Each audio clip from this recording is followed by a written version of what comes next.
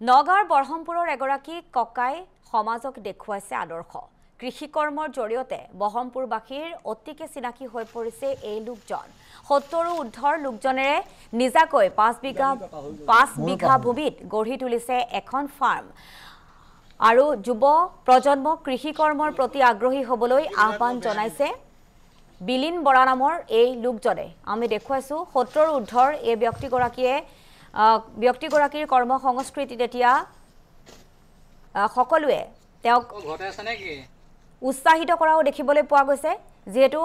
আদৰ্শ দেখুৱাইছে এগৰাকী ককাই কৃষি কৰ্মৰ জৰিয়তে আদৰ্শ দেখুৱাইছে আন 10 জনক বৰহমপুৰত ককাৰ এয়া হৈছে কৃষি বিপ্লৱ আৰু এই সন্দৰ্ভত বৰহমপুৰৰ পৰা হিমাংশু বৰাৰ এক প্ৰতিবেদন আগবঢ়াইছো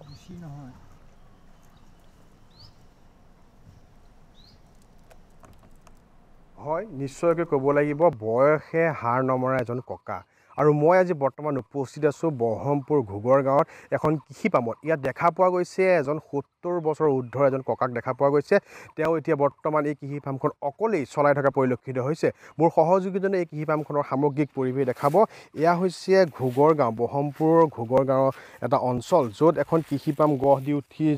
লৈ উঠিছে আৰু এই কৃষি ফাৰ্মখনত এজন ককাই নিজেই দৈনিক কষ্ট কৰি এনেদৰে এই কৃষি ফাৰ্মখন বৰ্তমান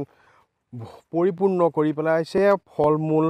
জিকা তৰিকে আদি কৰি যি শস্য আছে সেই শস্য লগাই এনেদৰে তেখেতে এতিয়া এই কৃষি ফাৰ্মখন নদন বদন কৰি তুলিছে আৰু এটা কথা ক'ব লাগিব যে ৭০ বছৰ এজন ঊৰ্ধৰ ককাৰ আচলতে দেখা পোৱা যায় যে প্ৰত্যেক দিনাই আহি তেখেতে এনেদৰে এই যি কৃষি ফাৰ্ম আছে এই কৃষি ফাৰ্মখনত তেখেতে নিজেই কাম কৰি থকা পৰিলক্ষিত হয় আমি পোনে পোনে তেখেতৰ ওচৰলৈ যাবলৈ বিচাৰিম প্ৰথমে আপোনাৰ পৰিচয়টো জানিব বিচাৰিম হয় নমস্কাৰ মই আপোনালোকৰ চেনেলক বহুত শুভেচ্ছা ধন্যবাদ জনালোঁ মোৰ নাম বলিন বৰা মই ১ নং ঘুগৰ গাঁৱৰ বাসিন্দাৰ হয় নিশ্চয়কৈ আমি এখন দেখা পাইছোঁ সুন্দৰ কৃষি পাম য'ত দেখা পোৱা গৈছে যে সকলো শস্য ইয়াত উপলব্ধ বা সকলো শস্য আপুনি লগাইছে কেনেদৰে এই শস্যসমূহ আপুনি লালন পালন কৰি আছে হয় মই মাজে মাজে কেতিয়াবা কামলাপ মানুহ লগাওঁ আৰু মই প্ৰায় নিজেই কাম কৰোঁ মই আপোনাৰ ধৰি লওক 4টা 3:30টাত উঠি মই নিজে কিছুমান ঠাণ্ডাত কোৰ মাৰোঁ আৰু মই মানুহ লগাওঁ আৰু ইয়াত মই সাৰ প্ৰয়োগ নকৰোঁ খালি গোবৰ সাৰে মই প্ৰয়োগ কৰি আছোঁ আৰু এইটোত আপোনাৰ ধৰি লওক ইয়াত মোৰ বহুত আছে বগৰী আছে আপোনাৰ 400 জোপা আৰু কমলা আছে আপোনাৰ 150 জোপা তাৰপিছতে আকৌ আছে মধুৰিআম আছে ডাঙৰ যিটো মধুৰিআম সেই মধুৰিআম আছে আপোনাৰ 50-60 জোপা নেমু আছে 150 জোপামান এনেকৈ মানে ভেৰাইটিছ বস্তু আছে কচু আছে 5মুখীয়া কচু আছে জলকীয়া আছে জিকা আছে ভেন্দি আছে লেচেৰা আছে মানে ভেৰাইটিছ আছে এইসমূহ যি শস্য আছে শস্যসমূহৰ কেনেদৰে উৎপাদন লাভ কৰে এইটো মই আপোনাৰ ধৰি লওক 3 দিনৰ মূৰে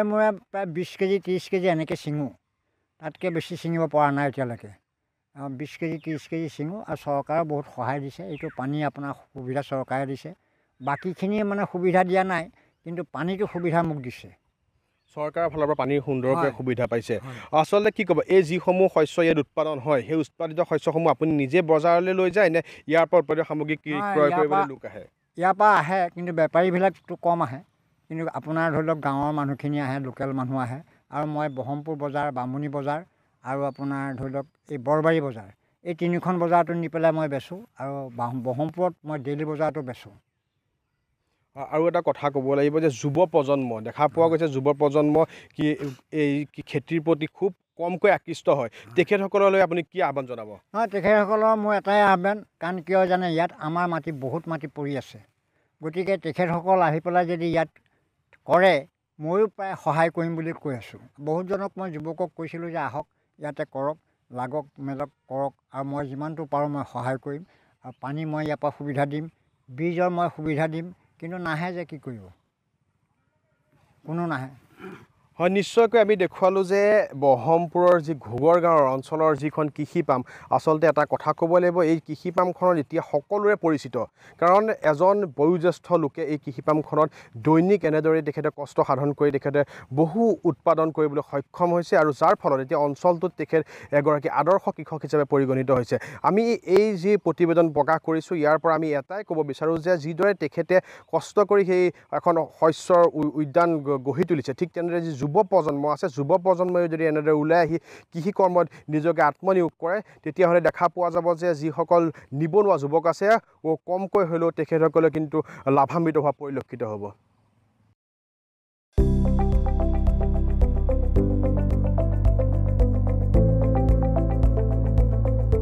NB নিউজ